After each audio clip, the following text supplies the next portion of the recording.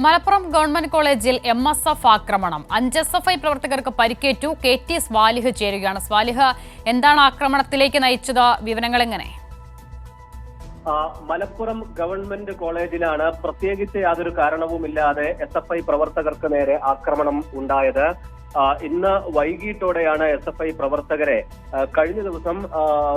കഴിഞ്ഞ ആഴ്ചയിൽ കാലിക്കറ്റ് യൂണിവേഴ്സിറ്റി ക്യാമ്പസിൽ കണ്ടതുപോലെ ഒരു സംഘം MSF പ്രവർത്തകരും പുറത്തു നിന്നുള്ളവരും എത്തി മർദ്ദിച്ചത്. 5 പേർക്ക് ഗുരുതരമായി തന്നെ പരിക്കേറ്റിട്ടുണ്ട്. SFI മലപ്പുറം ഏരിയ സെക്രട്ടേറിയറ്റ് അംഗം റംഷാനയെ മുഖത്തടിക്കുകയും നിലത്തിട്ട് ചവിട്ടുകയും ചെയ്തു. ഗുരുതരമായി തന്നെ പരിക്കേറ്റിട്ടുണ്ട്. ഇവരെ താലൂക്ക് ആശുപത്രിയിൽ പ്രവേശിപ്പിച്ചു. അവിടെ നിന്ന് മെഡിക്കൽ കോളേജിലേക്ക് മാറ്റാൻ ശ്രമിച്ചപ്പോഴും ആശുപത്രിയിലെത്തി MSF പ്രവർത്തകർ തടയുന്ന സാഹചര്യമുണ്ടായി.